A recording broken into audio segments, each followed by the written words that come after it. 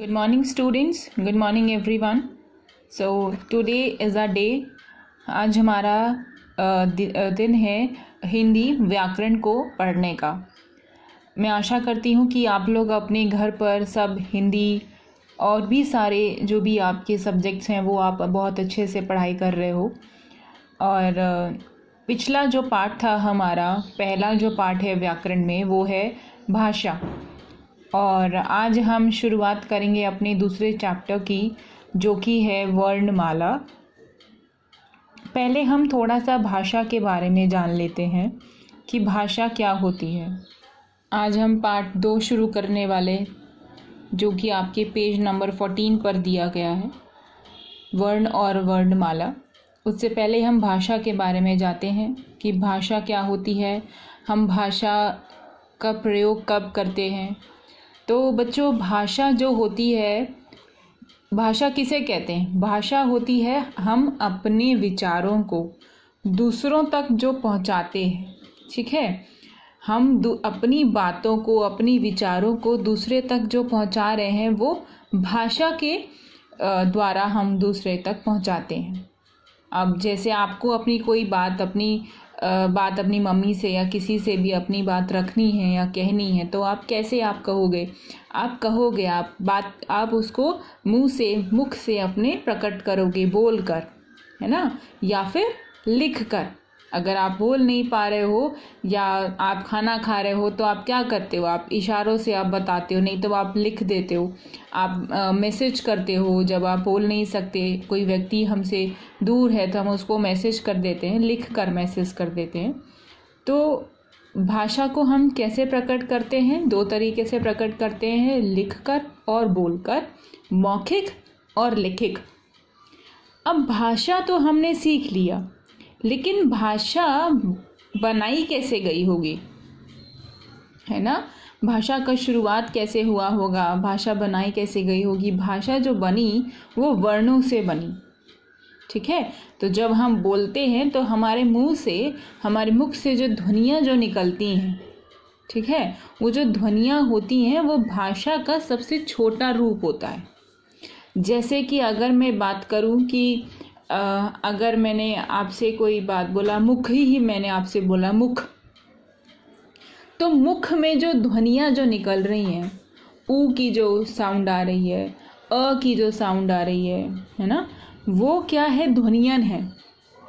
जैसे कि अनार हम बोलेंगे तो अनार, तो नार, तो इस पे कैसे हम बोल रहे हैं? अ न आ र, तो र पे अ की साउंड आती है, आ की ध्वनि आती है र पे, ठीक है। न पे आ की ध्वनि आ रही है, ठीक है।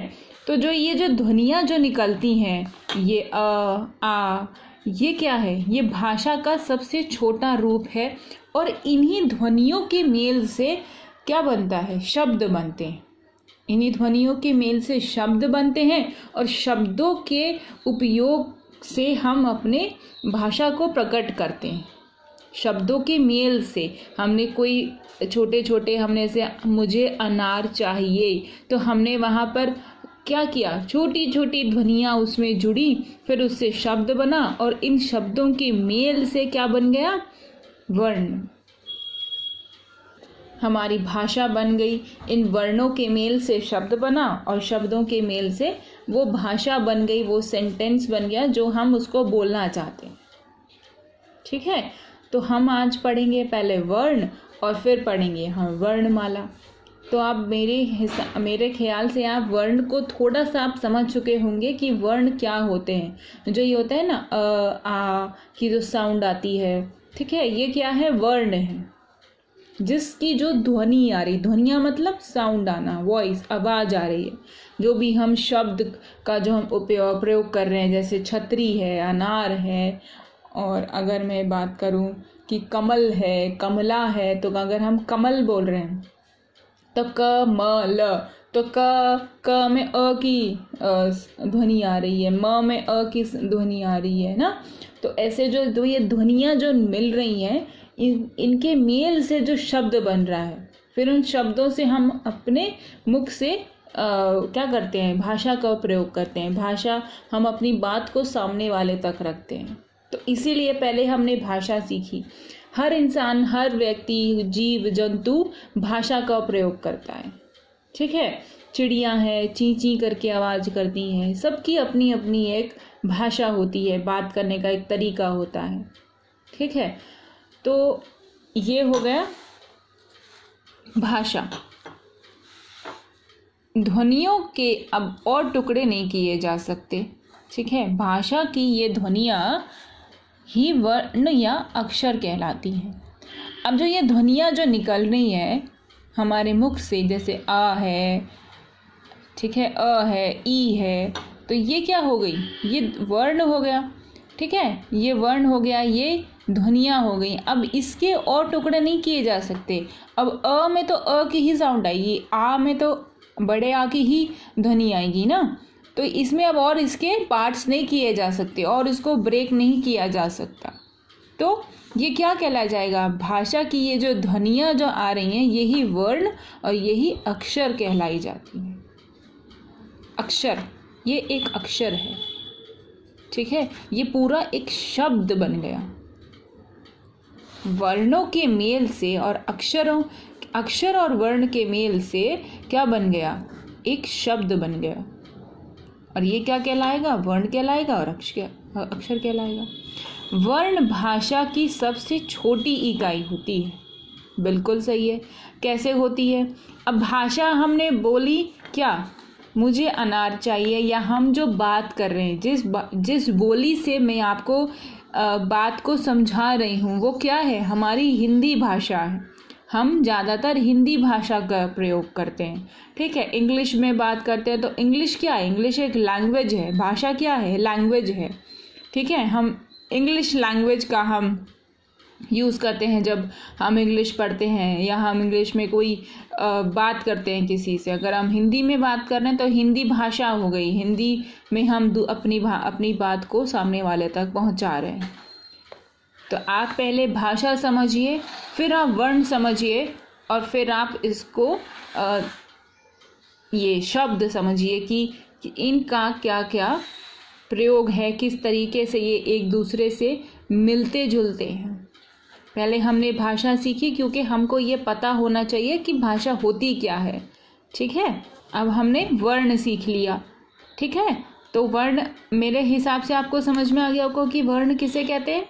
वर्ण क्या होता है कि वर्ण होता है वो जो ध्वनियाँ शब्दों में के मेल से, जो शब्द में जो ध्वनियाँ आती हैं बोलते हुए हमारे मुख से, वो क्या है, वो वर्ण, ठीक है। और इसके टुकड़े नहीं किए जा सकते, ठीक है। अब हम समझते हैं कि वर्णमाला क्या होती है। वर्णमाला क्या होती है, वर्णों की माला। ये तो आप समझते होंगे कि वर्णमाला क्या हो गई, वर्णों की माला।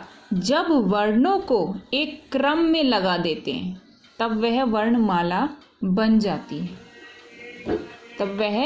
वर्णमाला बन जाती है। उसके एक समूह को जो एक ग्रुप में हमने उसको लिख लिया, एक क्रम में हमने उसको लगा दिया, तो वह वर्णमाला बन जाती है, ठीक है।